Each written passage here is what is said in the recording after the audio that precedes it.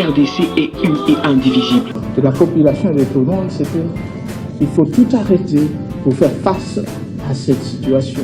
Et que nous ferons de cette terre richement bénie un réel havre de paix, de prospérité et de progrès social.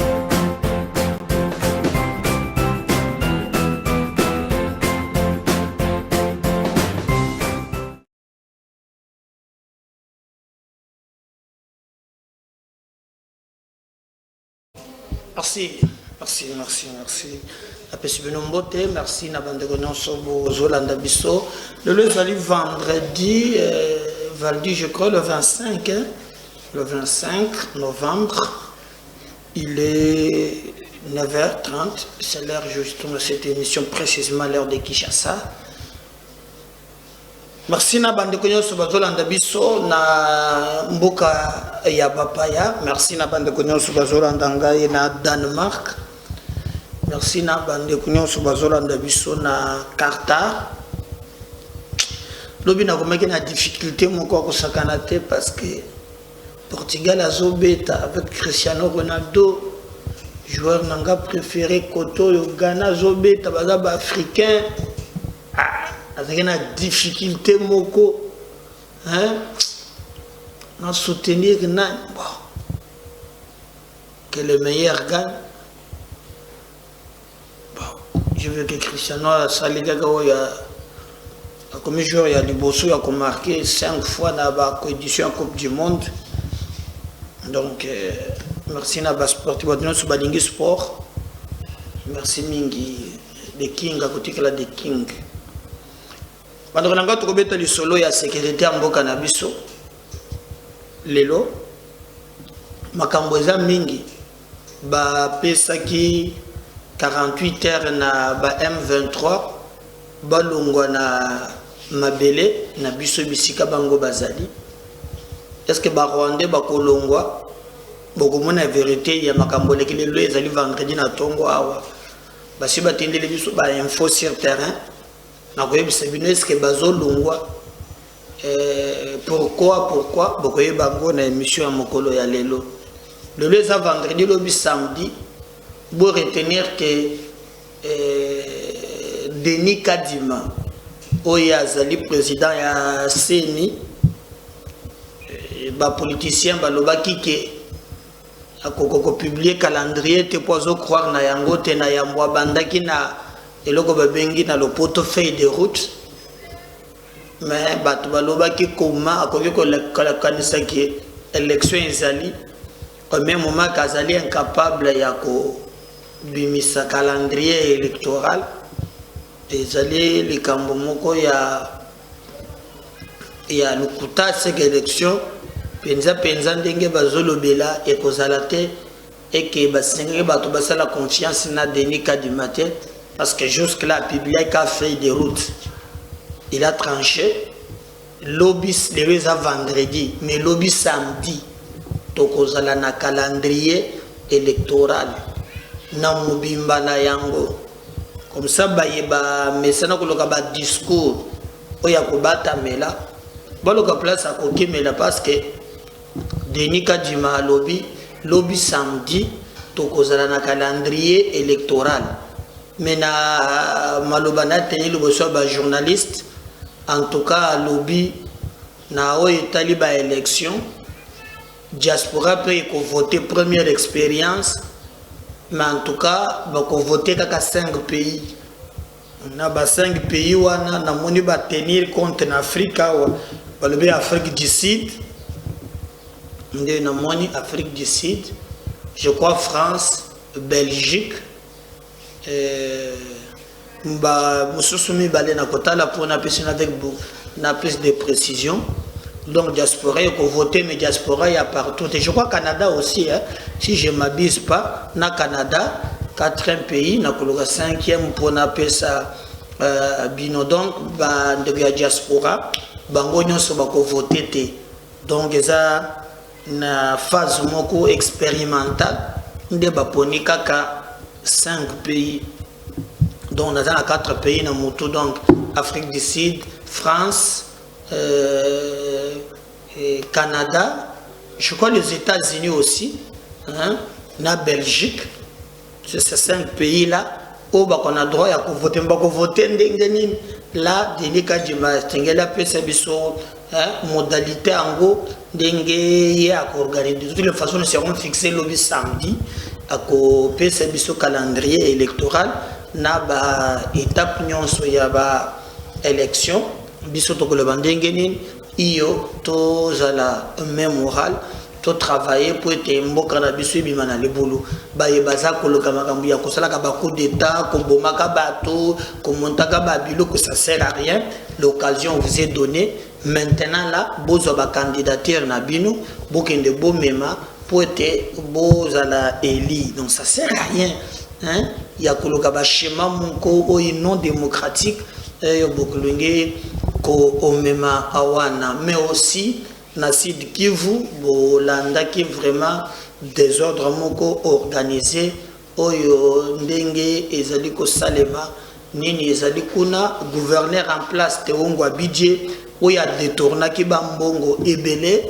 Alors, tant que détourna qui bambongo, IGF attendait que la mission à contrôle Kuna aya publié un rapport one.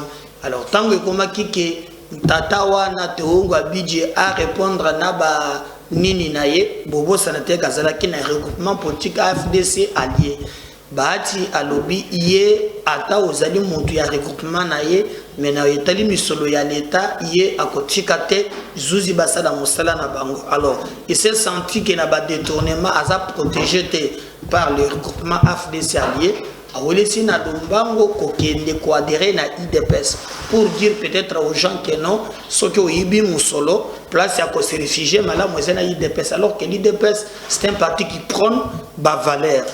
Alors ba député ba monique ba koki kotika yete ba kende na assemblée ba siéger boy atindi ba soda na boyon fimbu moko ya bakanja même vice président assemblée provinciale à Betami local en Poukou.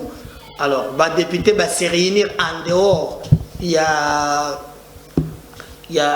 assemblée provinciale peut destituer. Alors, il y a une dignité. Les alliés makambo ya soni ya komona ki le lenge bato bazali kozwa likambo ya corruption na mboka na biso na légèreté. Ils passent alors que mboka na biso ekoki kozala abongo tipiso. Nous demandons quand même que non bazuzi basala mosala na bango surtout ba interférence politique et longwa kana ba biloko wana ba interférence politique ce qui monto azu musolo ya l'état akokende te abatama au nom ya ba couleur politique biloko moko boze. Non, nous devons faire par tous les moyens pour faire cesser ba biloko wana. Donc ce qui ozu mwata ya kokamba mboka, c'est ce qu'on appelle devoir ya redevabilité. Les mêmes likambona kosenga ngo pona Gilles Alingeti awa nazo comprendre te Alingeti même pour la ville de Kinshasa. Nous apprenons qu'il y a beaucoup de détournements, il y a des moyens. Awa par exemple, bandego bakumbaka moto bafutaka 500 francs par jour, bazo bengango mbongo ya taxe parking. Mais posez-vous la question, bongo na kendaka wapi? C'est pas moins de 40 000 dollars, 4 000 ba côté mususu, ba mususu ba 40 000 dollars. Oh bato bazali kozwa. Prenez ça betango le mois. Sans kolongola ba taxe oyo bazofutisa ba chauffeur oyo ya ba taxi na ba grand car parking mongo ezotonga mate na DGR quand n'en parlons pas de détournement ya ba millions na ba millions. Mais nous ne comprenons pas pourquoi ces rapports là ya IGF ezobimate.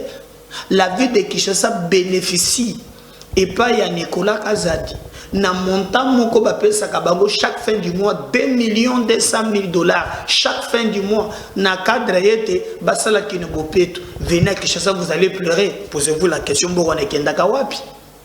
cet argent par où?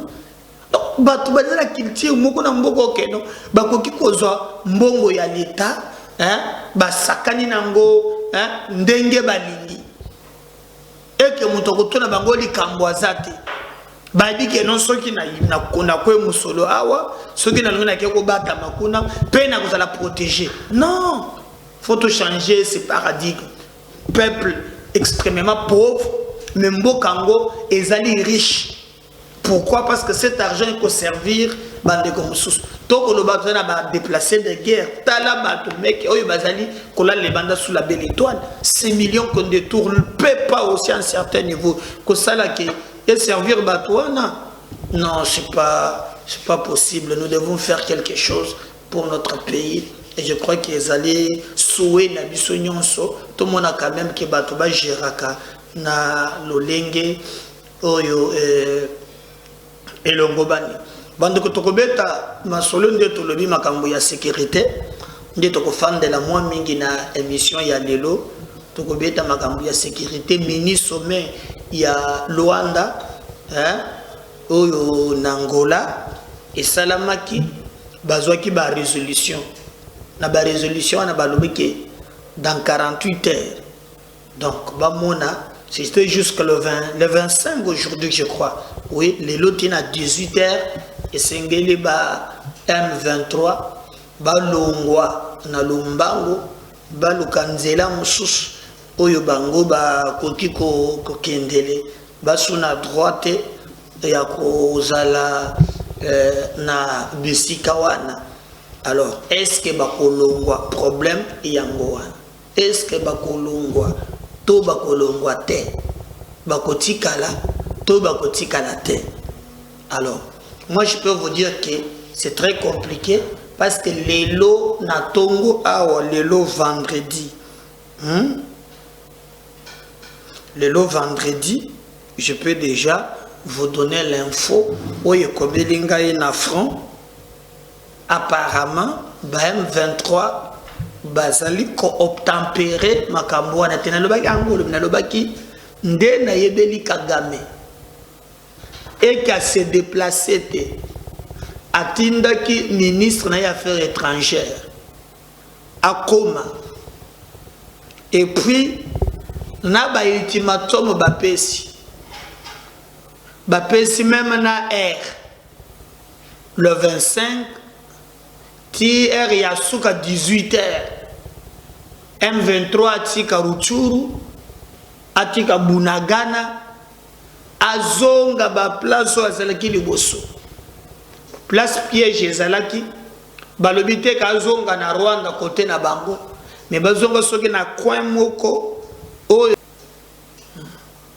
azonga penza vraiment na babisika moko oyo ezali kaka na Congo mais d'abord batika Ruchuru nyonso balongo na Bunagana bapesi bango jusque lelo na 18 heures et tango tolamuki na tongo lelo tango tolamuki na tongo bitumbe bandeli mokole fa balongo no bitumbe bandi wa balobi reprise ce vendredi matin des affrontements dans la localité de Shumba village de Swangara vers Bouiza.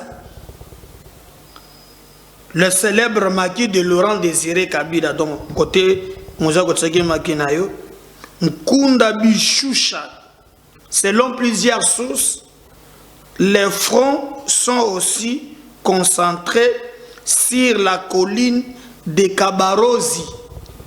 Donc, les lots, Oyo Mokolo ultimatum, Bapesi Bango, à partir de 18 h, Batika Ruchuru, Batika Bunagana, mais ce matin, Komba et Bandeli. Komba Wangeza Wapi, Ezali, na localité ya Shumba, na village ya Sangwara, Swagara, vers Bouiza. Côté Wanande, Bandiko Bengango, Maki ya Laurent ezalaki place one. Ya Laurent Kunda. Bon, Laurent Kunda Batware, ezali Moutoumoko Boumaba Congolais, Mingi Awa, c'est un Rwandais à l'époque, au pénal international, à Monaki que Batobako Fuming et que Sengeli Bakangaye. Je me souviens à l'époque à Kabila Tchaki est général. Alors, CPA Kangaye, Kabila Boyaki. Elle va dire qu'on livrer Laurent Kunda Batoire raté parce que azo gardé pour na makambo ya paix. Mais pression les kaki mingi nde aya kotela kiwana akeina ye na Rwanda et c'est le Rwanda mtu akangaki ye akendaki na ye pote ba sambisa ye mais au moins akomaka mukonzi na armée na biso j'ai pitié ya armée pitié vraiment ya armée hein pitié mawa mingi alors bande kunangai ezali be bongo donc c'est-à-dire quand il a ibsekibino je ngana zo monate komaka game moyibi mutu ya makila kolinga kesalem mais maintenant esika to komona sikoyo complaisance ya soi-disant accord ya Nairobi na ya Luanda po bango balobaki soki tokomi na moma wana eke bango babimite na mabele bakotinda basoda na bango po babunda na ba M23.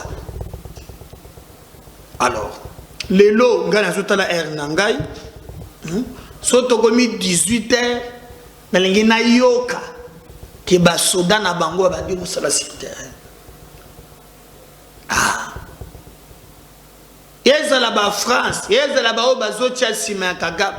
Tomo parce que ekosila lelo 18h.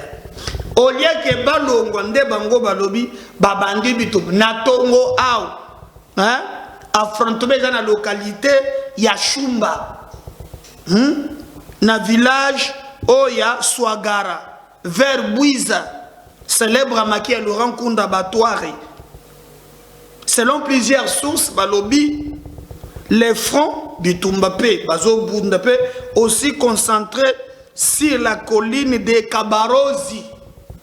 Waliza makamwezela kana tongo au. Na Kabarozi pe Bazo Bunda na ba colline wan. Donc le M23 Baoki Kolongwate si ce n'est que par la force. Mais maintenant, pour te eloko na bango wana, et comme musiquité. Et comme inefficacité, nous attendons maintenant tout le monde sur le terrain, menace bango batiaki, que non soki balongwete, bango bako agir. Alors, jugeons-le hein, au pied du mur, tout le monde a maintenant force wane koya. Parce que jusqu'ici, balobi ke Kenya ye moko côté 900 soldats. Alors, ba soldats mosusu, ceux qui bazali awa. Nalandi commanda oya ko piloter ba force wana ezale commanda Azak Muntu ya Kenya. Alors il y a le processus politique comme si c'était un politicien alors qu'Azak militaire. Maintenant que processus oya bandoko c'est la politique et puis c'est l'ultimatum. Et lobby en tout cas dans 48 heures va se retirer. Poso va se retirer te bango bakoya va imposer Kimia na makasi. Alors, Kagame aboy, et vous avez vu, aboy na Moutemba Mobimba. Alors, tout le monde a maintenant de quoi bazali capable, tout le monde a maintenant de quoi bazo sala mosala na bango, afin que batika la coquille vide te, et là comme okobo ezanga mutuna makolo, mais ali ko protéger intérêt ya ba individu. Tout le monde a yango parce que na réunion wana, ando ya président na biso. Ndaishima ya Burundi azalaki wana ye moko président angolais azalaki wana hein Kagame atendaki ministre ya affaires étrangères na ye ekutu basangi si balobi bazwi na résolution na ya Nairobi na ya Luanda nde basangadi pour ete basala mosala na bango convenablement et je pense que ces résolutions ekozala imposable na mutu nyonso. Donc, pour retenir en bref que Kagame, le geste qu'il vient de poser ce matin, montre clairement qu'il n'a ambition à mon côté. Il veut s'éterniser ici chez nous pour continuer à piller la République démocratique du Congo et il ne peut partir que par les armes. Je vis que Kamere, kosala un communiqué, kosala un communiqué, na communiqué na ye, à lobby, en tout cas, aza d'accord na président, mais il pense que sortie de crise et cause à la schéma oyo appelle ça qui, quel est le schéma qu'il avait donné, appelle ça qui est tout solo là na Rwanda, na Ouganda, mais tous M23 les de cyclone. Donc c'est que le président a refusé le gouvernement Kamere, je crois que Tindi atana ba Burundi wan. Lui veut nous pousser encore to négocier na ba M23. Je crois que ça ba mbeba moko ya makasi, c'est que Kamere est en train de nous proposer. Mais moi, je pense que solution est ici le plan militaire. Ils ont un dialogue mon côté au Bogosala. J'insiste, na Kagame, ou bien na Museveni, na ba pion na bango awa, oyo eko pesa biso solution. Ils ont schéma moko erroné que ne peut pas na moya lelo soutenir et Kamere tient à ça. Kamere tient que tout ce na ba M23. Tout ce na Ouganda, tout ce toko solo la nini, schéma na bango eza clair. Bako kamata kaka batouana, bako tisi bango na armée. Est-ce que Kamere qui a participé na ba mani, a mema kabile na babilo kwa ne belé, solution eza nini lelo? Nini changé? Rien du tout. Nini changé? Rien du tout. Ah, pourquoi il doit, à Kolinga Sukwa encore lelo, to continuer toujours na ba système ndenge moko moko. Moi je pense que c'est anormal. Nous devons faire un effort ya ko remonter le lenge na biso ko mona makambo. Mais Kagame, Museveni et les autres bako banga biso kaka soki toutie option ya mundu ki na mesa. Du bundi na bango tout longi bango sur le plan militaire, tout réformer armée na biso nde makambo ekoleka. Na tongo awa pona bato balandi biso le leza mokolo M23 ba pesa ki alongwa jusqu'à 18h, mais bango na tongo bana busi bitumba et bandi vraiment na localité ya Shumba na village ya Swagara vers Bwiza pona bato baza kuna ezali célèbre maki ya Laurent Kunda azalaki kuna. Et selon plusieurs sources, Batubazo Bundape concentré sur la colline de Kabarosi. Bitumbape Zakuna, Awa Tozolo Banabino Awa. Donc, n'attendons pas qu'il y ait 18h, Batouana ba se retirer.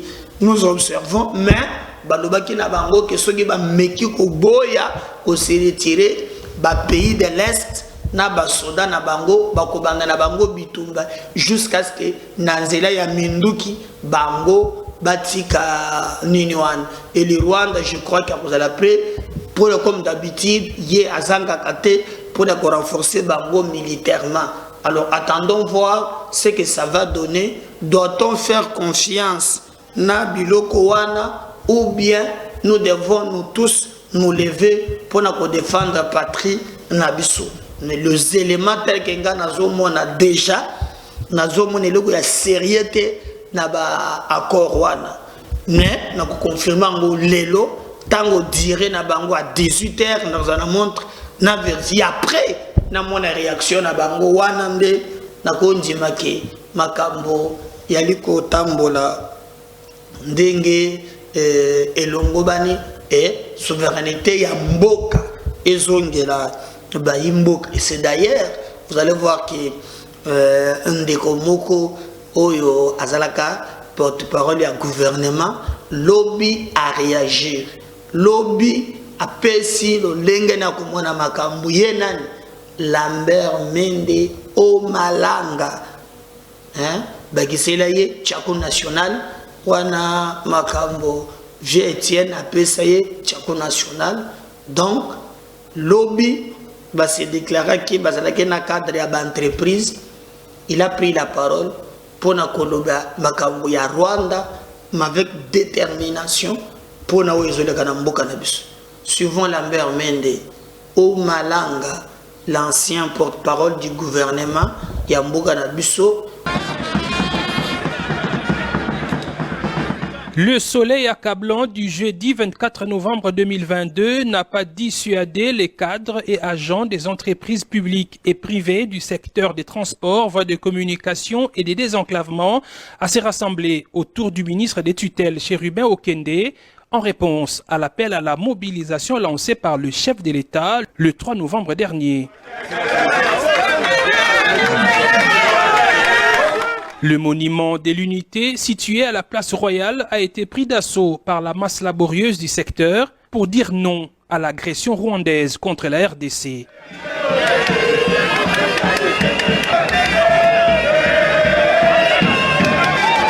Le ministre des Transports, qui avait à ses côtés le vice-ministre, a recueilli les contributions des entreprises dans l'effort de guerre consistant à soutenir les troupes ainsi que les déplacés de guerre.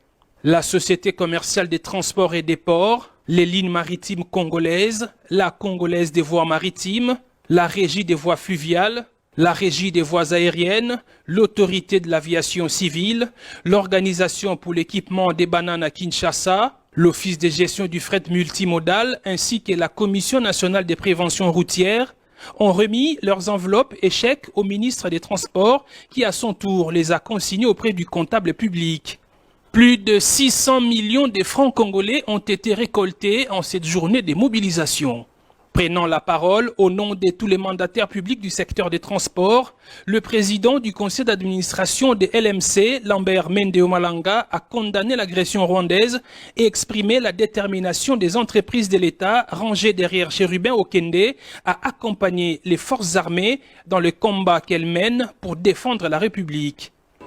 Nous, mandataires de toutes les entreprises du secteur des transports et voies de communication de la République démocratique du Congo, nous avons entendu l'appel à la mobilisation lancé par le chef de l'État, son Excellence Félix-Antoine Tshisekedi Tshilombo, commandant suprême des forces armées de la République.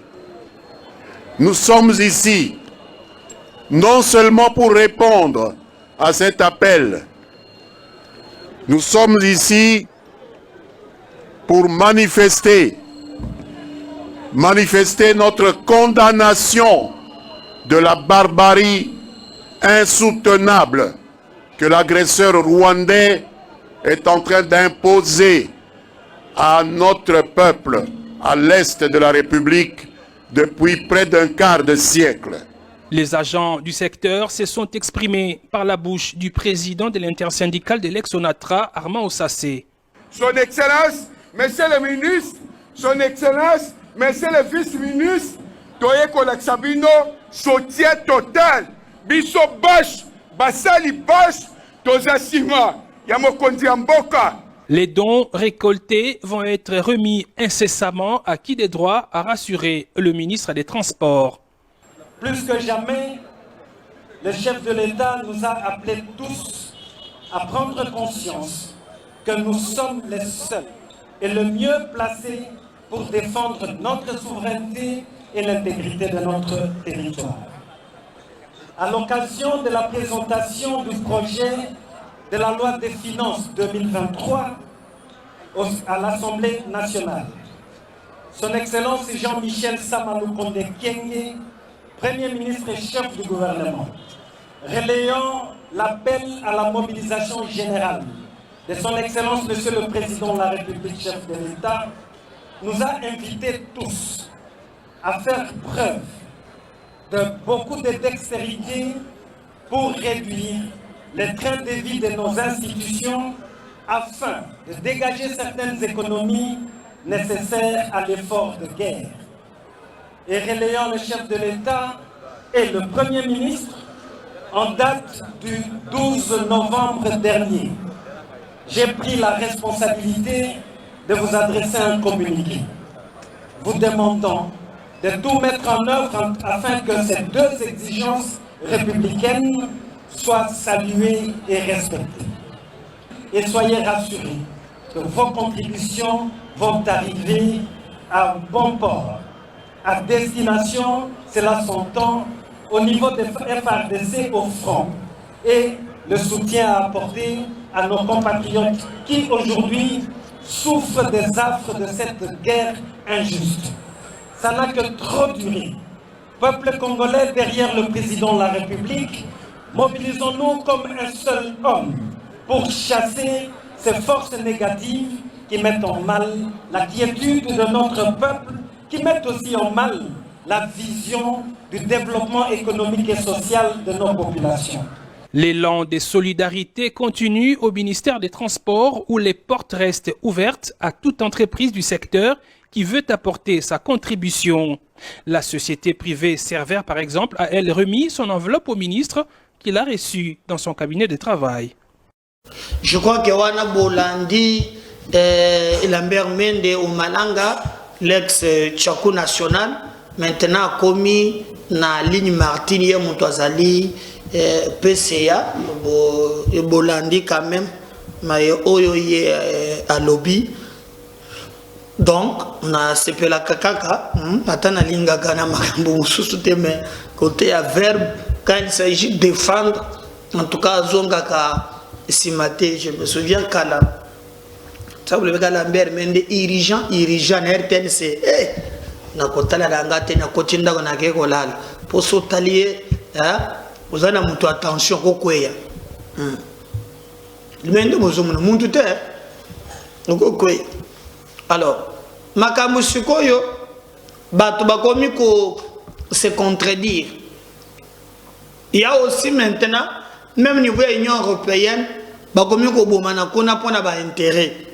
le Parlement européen exhorte le gouvernement à ne pas intégrer les M23 au sein des FARDC.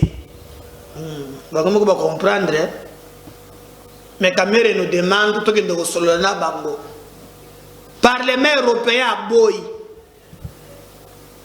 Bien que Bazaka sincère, mais Bango na Bango déjà. Bakomi ko bomana ezali vraiment ça passe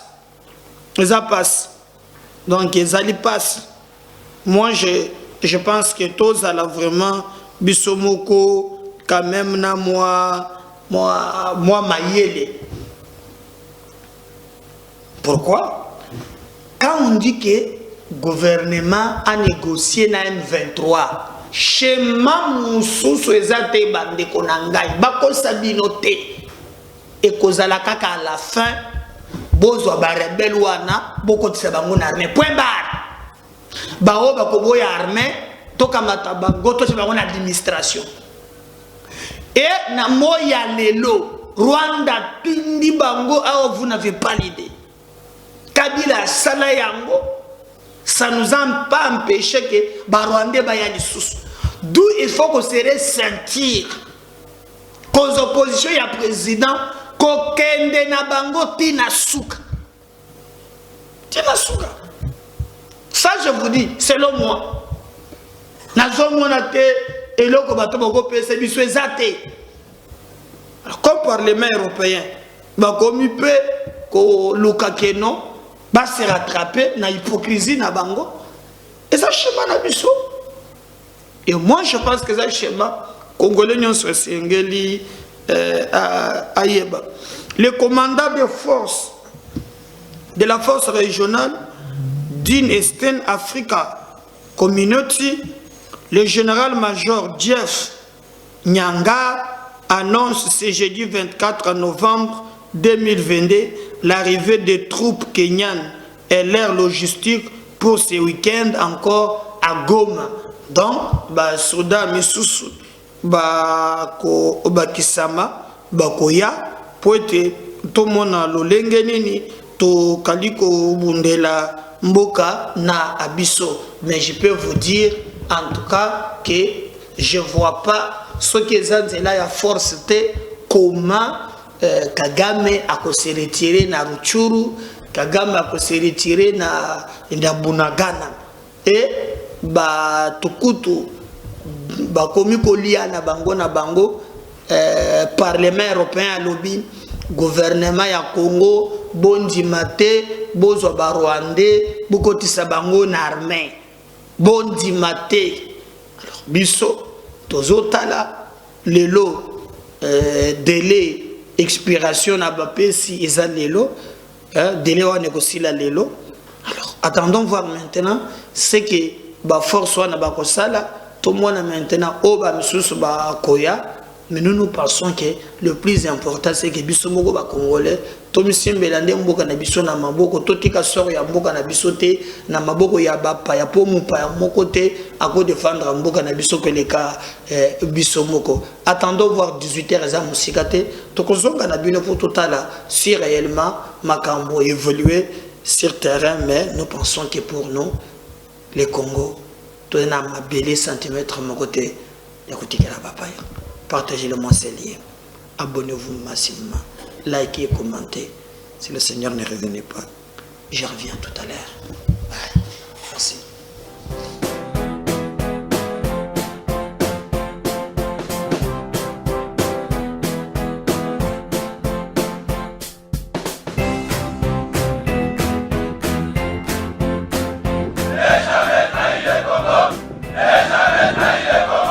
La RDC est une et indivisible. De la population et de tout le monde, c'était il faut tout arrêter pour faire face à cette situation.